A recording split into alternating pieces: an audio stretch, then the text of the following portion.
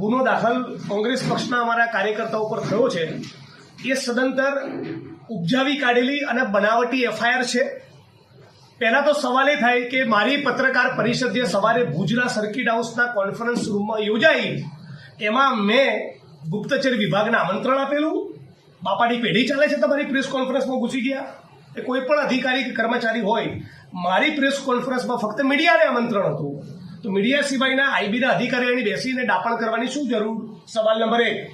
સવાલ નંબર 2, ખુરશી ખસેડવાના પગલે આઈબીના જે મહિલા કર્મચારીનું અપમાન થયું, એ પડી ગયા, એને લઈને હું દિલગીરી અનુભવતો હતો। હવે મારી દિલગીરી જતી રહી છે, કેમ કે એમણે એટ્રોસિટી એક્ટનો ખોટો દુરુપયોગ કરી પોતે દલિત સમાજના છે એ વાતનો લાભ ઉઠાવીને આ ખોટી બનાવટી એફઆઈઆર કરેલી છે। ગુજરાતના 50 લાખ દલિતો મારી કર્મશીલતા, મારા એક્ટિવિઝમ, મારા કામના સાક્ષી છે કે અત્યાચાર અન્યાયની કોઈ પણ ઘટનામાં 1% પણ હું કોમ્પ્રોમાઇઝ કરતો નથી। એટલે આવું કોઈ કૃત્ય બનેલું હોય તો હું પોતે જ સામે ચાલીને ફરિયાદ કરાવડાવું, પણ આવી બનાવટી ફરિયાદ કરવાની વિરુદ્ધમાં છું। આ ગાંધીનગરના ઈશારે થયેલી એફઆઈઆર છે।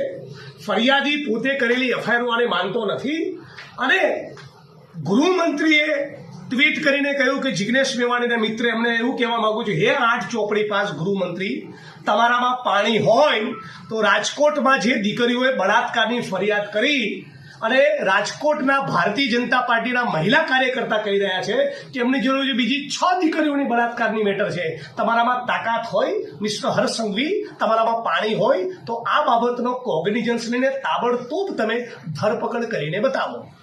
હું માંગ કરું છું ચિરાગ કોરડિયા આઈજી સમક્ષ અને એસપી સમક્ષ કે આવા પ્રકરણમાં ગુનો દાખલ કરતા પહેલા તમારે તકેદારી રાખવી જોઈતી હતી।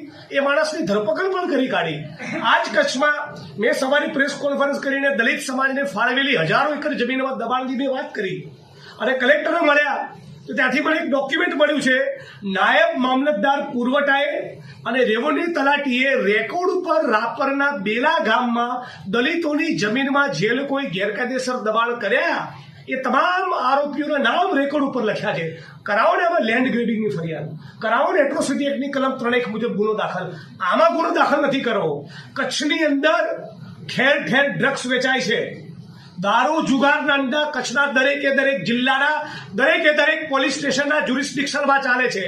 હર્ષ સંઘવી, તમારામાં પાણી હોય તો કચ્છની અંદર એક ટીપું પણ દારૂ નહીં વેચાય એટલું કરીને બતાવો।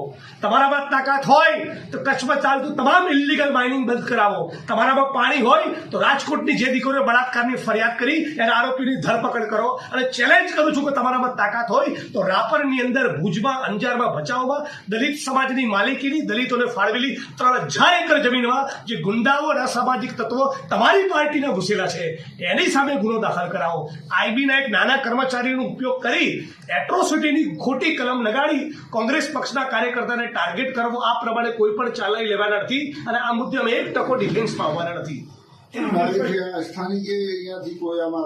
આમાં 100% ગાંધીનગરની સૂચના વગર થાય જ નહીં।